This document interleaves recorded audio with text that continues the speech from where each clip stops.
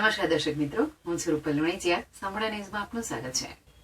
પાલનપુર માનસરોવર વિસ્તારમાં આવેલી સોસાયટીમાં રહેતા બે તબીબોના બંધ મકાનના દરવાજાનું તાળું તોડી 20 દિવસ અગાઉ તસ્કરો સોનાના દાગીના, રોકડ સહિત કુલ રૂપિયા 1.20 લાખના મુદ્દામાલની ચોરી કરી ફરાર થઈ ગયા હતા, જેની તપાસ દરમિયાન પૂર્વ પોલીસની ટીમે રાજસ્થાનની ગેંગના 2 શખ્સોને ઝડપી લઈ ભેદ ઉકેલ્યો હતો.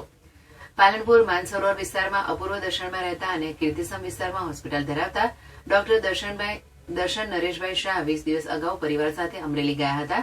દરમિયાન રવિવારે રાત્રે અજાણ્યા શખ્સોએ મકાનના મુખ્ય દરવાજાનું તાળું તોડી અંદર પ્રવેશ કર્યો હતો, જ્યાં બેડરૂમમાં કબાટ તોડી અંદરથી રૂપિયા 60,000ની સોનાની 3 ચેન, 2 તુલા, રૂપિયા 30,000 રોકડા તેમજ બાજુમાં રહેતા અને મુંબઈ ગયેલા ડોક્ટર પ્રવીણભાઈ મહેતાના મકાનના દરવાજાનું તાળું તોડી ચાંદીના સિક્કા, ઘડિયાળ, કેમેરો તેમજ રોકડ રકમ મળીને કુલ રૂપિયા 30,000ના મુદ્દામાલની ચોરી કરી ફરાર થઈ ગયા હતા. આ અંગે પૂર્વ પોલીસ મથકના પીઆઈ એસએમ પટણીએ જણાવ્યું હતું કે ઘટના સ્થળ સહિત 100 થી વધુ સીસીટીવી કેમેરાના ફૂટેજ ચકાસાયા હતા. ટેકનિકલ સર્વેલન્સના આધારે તપાસ કરી ચોરી કરનારા રાજસ્થાન ગેંગનો રાજસ્થાનના બ્યાવર તાલુકાના ગોહાનાનો પ્રતાપસિંહ ઉર્ફે ટાઈગર, લક્ષ્મણસિંહ રાવત, જેતપુરનો નરેન્દ્રસિંહ જગદીશસિંહ રાવતને ઝડપી લેવાયા હતા, જેની પાસેથી રૂપિયા 13,900ના કેમેરા, 13,900ના કેમેરા, લેન્સ, બેટરી ચાર્જર, રૂપિયા 10,000 રોકડા, રૂપિયા 10,000નો મોબાઈલ મળીને કુલ રૂપિયા 33,900નો મુદ્દામાલ કબજે લીધો હતો.